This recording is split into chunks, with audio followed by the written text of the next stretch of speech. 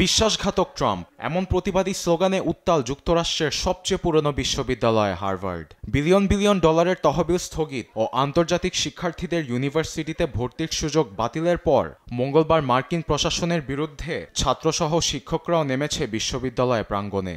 ইহুদি বিদ্বেষের পাশাপাশি নানা অপবাদের তকমা লাগানোয় ট্রাম্প প্রশাসনের বিরুদ্ধে অবস্থান জানান দিয়েছে প্রতিবাদী কণ্ঠে।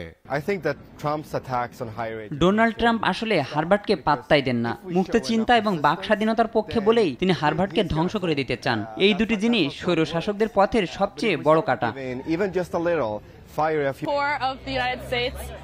হার্ভার্ডের প্রতি ট্রাম্পের এই ক্ষোভ থামবে না। তার প্রশাসনের নীতির বিরুদ্ধে কথা বললেই হাতে হাতকড়া পড়তে হয়। এদিকে চলমান আন্দোলনের মাঝেই হার্ভার্ডের সঙ্গে সবগুলো ফেডারেল চুক্তি বাতিলের পদক্ষেপ নিচ্ছে ট্রাম্প প্রশাসন। মঙ্গলবার এজেন্সিগুলোকে এ সংক্রান্ত একটি চিঠিও পাঠিয়েছেন জেনারেল সার্ভিসের অ্যাডমিনিস্ট্রেশনের কর্মকর্তা জশ গুরেনবাম।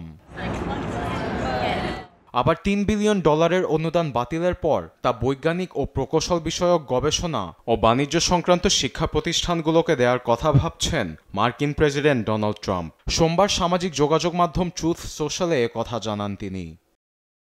এদিকে বিদেশি শিক্ষার্থীদের হার্ভার্ড থেকে বের করে দেওয়ার আদেশ জারি করলেও তাদের হংকংয়ে স্বাগত জানিয়েছেন অঞ্চলটির প্রধান নির্বাহী জন লি। যুক্তরাষ্ট্রে বৈষম্যের শিকার হওয়া সব ধরনের শিক্ষার্থীদের জন্য হংকংয়ের দরজা খোলা। সেখানে কোনো বিশ্ববিদ্যালয়ে পড়তে সমস্যার সম্মুখীন হলে তারা আমাদের যে কোনো ইউনিভার্সিটিতে এসে পড়তে পারবে।